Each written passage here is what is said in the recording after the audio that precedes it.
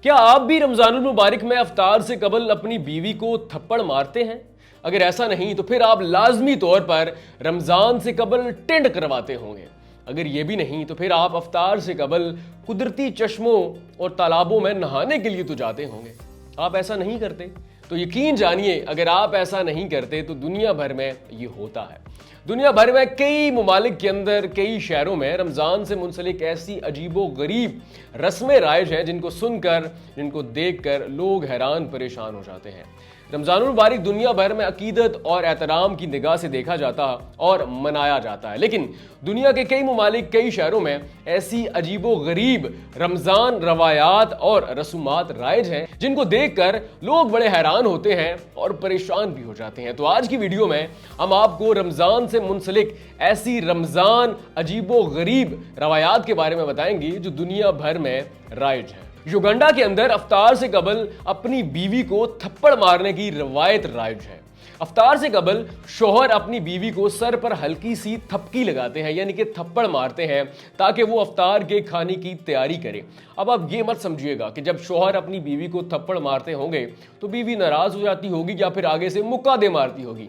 ایسا بالکل بھی نہیں۔ اگر شوہر اپنی بیوی کو افطار سے قبل سر پر تھپکی یا پھر تھپڑ نہ لگائیں تو وہ کھانا بنانے سے یعنی کہ افطار تیار کرنے سے انکار کر دیتی ہے۔ اب آپ یہ سوچیں کہ یوگنڈا کے اندر تو یہ باہمی الیک سلیک اور باہمی رضامندی کے ساتھ ہوتا ہے کہ شوہر اپنی بیوی کو سر پر تھپڑ مارتا ہے اور بیوی سہ جاتی ہے، اور جس دن شوہر بیوی کو تھپڑ نہ مارے وہ افطار تیار ہی نہیں کرتی۔ اگر سوچیں کہ عصر کے بعد یعنی کہ افطار سے قبل پاکستان کے اندر کوئی شوہر اپنی بیوی کو تھپڑ مار دے تو اس گھر کے اندر کون سی فلم کی شوٹنگ چل رہی ہوگی۔ آپ نے پاکستان کے اندر کئی پٹھانوں کے اس طرح کے نام سنے ہوں گے، رمضان خان، عید خان، شبرات خان، دھماکہ خان، لیکن روس کے شہر چیچنیا میں رمضان کے دوران جتنے لڑکے پیدا ہوتے ہیں ان کو خاص نام دیا جاتا ہے۔ رمضان کے دوران چیچنیا کے اندر جتنے لڑکے پیدا ہوتے ہیں ان کا نام رمضان رکھا جاتا ہے، جبکہ رمضان کے دوران چیچنیا کے اندر جتنی لڑکیاں پیدا ہوں گی ان کا نام مرہا رکھا جائے گا۔ اسی طرح موریتانیہ میں رمضان سے قبل بال منڈوانے یعنی کہ گنجا ہونے یا پھر ٹینڈ کروانے کی رسم رائج ہے۔ رمضان سے قبل موریتانیہ کے تمام مرد ٹینڈ کروا لیتے ہیں، یعنی کہ تمام سر کے بال منڈوا لیتے ہیں۔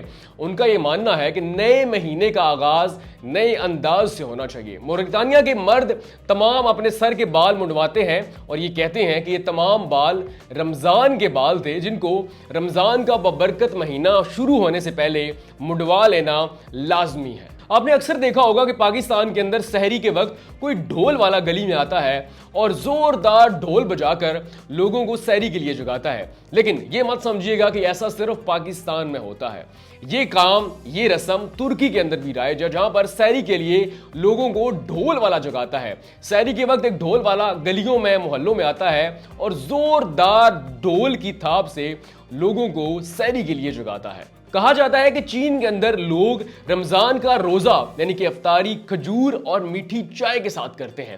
مزید حیرت کی بات یہ ہے کہ کچھ لوگ یہ بھی کہتے ہیں کہ چین کے اندر لوگ تراویح پڑھنے کے بعد روزہ افطار کرتے ہیں اور روزہ افطار کرنے کے فوراً بعد میٹھا تربوز کھاتے ہیں۔ اسی طرح انڈونیشیا میں رمضان المبارک کے آغاز سے پہلے تمام لوگ قدرتی چشموں اور تالابوں میں نہانے کے لیے جاتے ہیں۔ ان کا یہ ماننا ہے کہ رمضان المبارک کا آغاز روحانی پاکیزگی سے کرنا چاہیے، تو یہ لوگ رمضان المبارک کے آغاز سے پہلے تمام لوگ قدرتی چشموں اور تالابوں میں جا کر نہاتے ہیں اور اس کے بعد رمضان المبارک کا آغاز کرتے ہیں۔ پھر اس کے علاوہ انڈونیشیا کے جتنے لوگ گاؤں چھوڑ کر شہر میں آباد ہوئے وہ رمضان المبارک کے آخری عشرے میں اپنی آبائی گھروں میں چلے جاتے ہیں اور عید لازمی طور پر اپنے گاؤں میں اپنے گاؤں والوں کے ساتھ مناتے ہیں۔ اسی طرح ملائیشیا میں رمضان المبارک میں خصوصی بازار لگائے جاتے ہیں جہاں پر انواع و اقسام کے کھانے اور مشروبات تیار کیے جاتے ہیں۔ وہیں پر ایک بوبر لمبک نامی دلیا تیار کیا جاتا ہے جو کہ روزہ داروں میں مفت تقسیم کیا جاتا ہے۔ اسی طرح سینیگال میں رمضان کی افطار کو ندوغو کہا جاتا ہے۔